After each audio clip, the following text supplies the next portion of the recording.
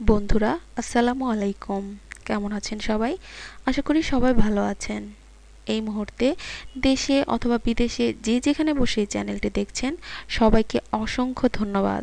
চলুন দেখে নেই গর্ভধারণ ছাড়াও অন্য যেসব কারণে দেরিতে হতে পারে নারীর পিরিয়ড। পিরিয়ড নারীদের একটি স্বাভাবিক প্রক্রিয়া। সাধারণত ২৮ দিন পর পর পিরিয়ড হয়ে থাকে, কিন্তু কখনো কখনো এই সময়টাতে হেরফের হতে পারে। কখনো ১ সপ্তাহ হতে পারে পিরিয়ড, আবার মাঝে মাঝে ১ মাস কিংবা আরও বেশি সময়ও পরও হতে পারে। নির্ধারিত সময় যদি পিরিয়ড না হয় তাহলে অনেক নারী দুশ্চিন্তায় থাকেন। বিশেষ করে বিবাহিত নারীরা ঘাবড়ে যান অনাকাঙ্ক্ষিত গর্ভধারণ করে ফেলছেন ভেবে। গর্ভধারণ ছাড়াও অন্য আরও কিছু কারণ পিরিয়ডে বিলম্ব হতে পারে। জেনে নিন কারণগুলো। হঠাৎ ওজন কমে যাওয়া বা অতিরিক্ত ব্যায়াম। খুব কঠিন ডায়েট করলে কিংবা কোনো কারণে হঠাৎ করে অস্বাভাবিক ওজন কমে গেলে পিরিয়ডে বিলম্ব হতে পারে। অতিরিক্ত ব্যায়ামের কারণেও পিরিয়ড বিলম্বিত হতে পারে। বিএমআই যদি ১৮ অথবা ১৯ এর নিচে হঠাৎ করে নেমে যায় তাহলে পিরিয়ড বিলম্বে হওয়ার সম্ভাবনা থাকে। থাইরয়েডে হরমোনের ভারসাম্যহীনতা। আমাদের গলার নিচে যে থাইরয়েড গ্রন্থি থাকে সেটা শরীরের সকল কার্যপ্রক্রিয়াকে স্বাভাবিক রাখতে সহায়তা করে।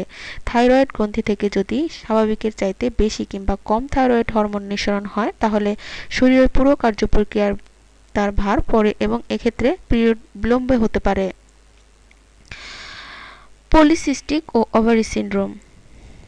পলিসিস্টিক ওভারি সিনড্রোম একটি হরমোনাল সমস্যা। শরীরের জরুরি ৩টি হরমোনাল এস্ট্রোজেন, প্রোস্টেজেরন এবং টেস্টোস্টেরন উৎপাদনের মাত্রা কমে গেলে পলিসিস্টিক ওভারি সিনড্রোম হয়। ফলে পিরিয়ড বিলম্বে হয়। পলিসিস্টিক ওভারি সিনড্রোমে নারীদের মুখে এবং স্তনের চারিদিকে লোমের আধিক্য বেড়ে যেতে পারে। এই সমস্যায় যত দ্রুত সম্ভব ডাক্তারের সাথে যোগাযোগ করা উচিত।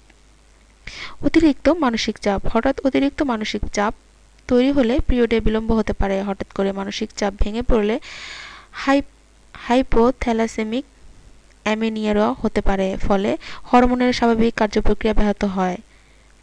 পিরিয়ডে বিলম্ব হওয়ার সম্ভাবনা থাকে। প্রিয়জনের বিয়োগ, ব্রেকআপ, পরীক্ষায় অকৃতকার্য হওয়া কিংবা অন্য বড় ধরনের মানসিক আঘাতের ফলে এই সমস্যার সৃষ্টি হতে পারে। বন্ধুরা, এটুকুই ছিল আমাদের আয়োজন। আমাদের এই আয়োজন যদি আপনার ভালো লেগে থাকে বা সামান্যতম উপকারে এসে থাকে তাহলে অবশ্যই লাইক দিয়ে আমাদেরকে উৎসাহিত করবেন আর সাবস্ক্রাইব করে আমাদের পাশে থাকবেন। বন্ধুরা, ভালো থাকবেন। আসসালামু আলাইকুম।